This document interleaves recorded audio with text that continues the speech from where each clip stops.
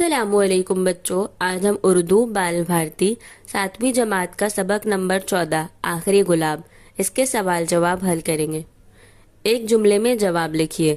सवाल नंबर 1, इकबाल के उस्ताद का नाम क्या था? जवाब, इकबाल के उस्ताद का नाम मौलवी मीर हसन था। सवाल नंबर 2, नसीबा दादी तन्हा क्यों रहती थी? जवाब, क्योंकि नसीबा दादी के शौहर का इंतकाल हो गया था और इनका एक बेटा जो अपने बीवी बच्चों के साथ अमेरिका में बस गया था, इसलिए नसीबा दादी तन्हा रहती थी। सवाल नंबर 3, अयाज की शरारत के बावजूद नसीबा दादी बाहर क्यों न आई?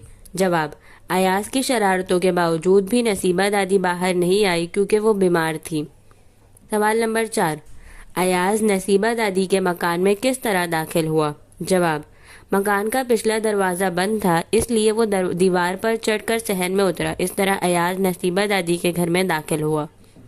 सवाल नंबर 5, अयाज की गुल्लक से कितने पैसे निकले? जवाब, अयाज की गुल्लक से 325 रुपये निकले।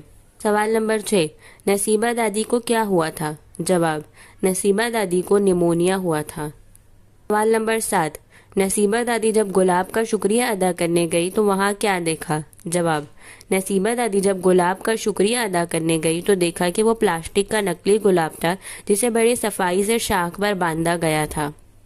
सवाल नंबर 8, नसीबा दादी किसका शुक्रिया अदा करना चाहती थी? जवाब, नसीबा दादी गुलाब का शुक्रिया अदा करना चाहती थी। मुख्तसर जवाब लिखिए। सवाल नंबर 1, अयाज की शरारतें अपनी लफ्ज़ों में बयान कीजिए। जवाब, अयाज बहुत शरीर लड़का था। कभी पड़ोसी का दरवाज़ा खटखटा कर भाग जाता तो कभी रास्ते में चलते हुए किसी राहगीर को आवाज़ देकर छुप जाता। अपनी शरारतों की वजह से इसने मोहल्ले वालों को तंग करके रखा था। सवाल नंबर 2, अयाज नसीबा दादी के ताल्लुक से तशवीश में क्यों मुब्तला हुआ? जवाब, अयाज नसीबा दादी की छत पर उधम मचा रहा था, मगर मामूल के मुताबिक इसे दादी की डांट की आवाज़ नहीं आई और ना ही वो डंडा लेकर आई। फिर अयाज ने इनके पेड़ पर चढ़कर कच्चे पक्के अमरूद भी तोड़े, लेकिन तब भी दादी ने खबर न ली, इसलिए अयाज नसीबा दादी के ताल्लुक से तशवीश में मुब्तला हो गया। सवाल नंबर 3, अयाज जब नसीबा दादी के मकान में दाखिल हुआ तो क्या देखा? जवाब, अयाज जब नसीबा दादी के मकान में दाखिल हुआ तो देखा कि वो पलंग पर करहा रही है। गौर करके बताइए। सवाल नंबर 1, नसीबा दादी को क्या वहम हो गया था? जवाब, नसीबा दादी के बागीचे के सारे गुलाब एक एक करके झड़ रहे थे। दादी को ये वहम हो गया था कि जब ये सारे गुलाब झड़ जाएंगे तो इनकी ज़िंदगी का चिराग भी गुल हो जाएगा। सवाल नंबर 2, दादी के साथ अयाज की भी नज़रें गुलाबों की तरफ क्यों उठ जाती थी?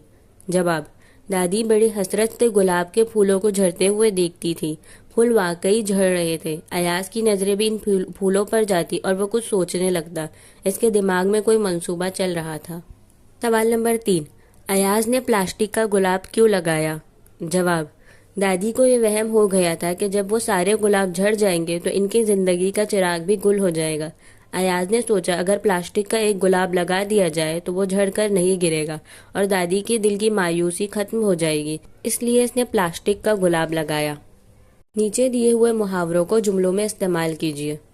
जिंदगी का चिराग गुल होना, दिल की धड़कन रुक जाने से बूढ़े बादशाह की जिंदगी का चिराग गुल हो गया। लुकमा देना, कहानी सुनाते वक्त सारा का भाई हर बात पर लुकमा दे रहा था। दिलजोई करना, रोते हुए बच्चे की दिलजोई करने के लिए माँ ने उसे गले लगा लिया। दिल भर आना, इनाम मिलने पर खुशी से मेरा दिल भर आया। उमंग जागना, नया साल आते ही सबके दिलों में उमंग जाग उठी। सबक की मदद से जुमले के सामने कहने वाले का नाम लिखिए। पहला, तुम यहाँ ठहरो, मैं अभी मालूम करके आता हूँ। अयाज। दूसरा, दादी के डंडे से बचना। इरफान। तीसरा, हाँ बेटा कल से शदीद बुखार है। नसीबा दादी। चौथा, दादी को निमोनिया हो गया है। डॉक्टर। सबक की रोशनी में इन जुमलों का मतलब बताइए। पहला, यूँ तो अयाज चेहरे से निहायत मासूम नजर आता था, मगर था शरारत का पुतला। जवाब, इस जुमले में अयाज की शरारतों के बारे में बताया जा रहा है। अयाज जो बहुत भोला भाला और मासूम सा नजर आता था, लेकिन इसकी शरारतों की वजह से मोहल्ले वाले परेशान थे। दूसरा, कोई नहीं जानता था इस छोटे से फिक्र में अयाज के लिए दादी की कितनी दुआएं पोशीदा थी। जवाब, ایاز نے دادی کے دل میں جینے کی امنگ پیدا کرنے کے لیے جو نقلی گلاب لگا کر شرارت کی تھی، اس کی وجہ سے دادی کو اس پر بہت پیار آیا۔ ان کے منہ سے بے ساختہ ایک فقرہ نکلا، شیطان کہیں کا۔ کوئی نہیں جانتا تھا اس چھوٹے سے فقرے میں ایاز کے لیے دادی کی کتنی دعائیں پوشیدہ تھی۔ ذیل میں دیے ہوئے لفظوں کے حروف کی ترتیب الٹ پلٹ کر سامنے دیے ہوئے لفظوں کے ہم معنی بنائیے۔ تو پہلا ہے تار تو بنے گا رات، دوسرا ہے تاریخ تو بنے گا قطار، تیسرا ہے لیمو تو بنے گا مولی، چوتھا ہے ماتھم تو بنے گا تمام، پانچواں ہے کون تو بنے گا نوک۔ تو یہاں ہمارے سوال جواب ختم ہوتے ہیں۔ اگلے ویڈیو تک اللہ حافظ۔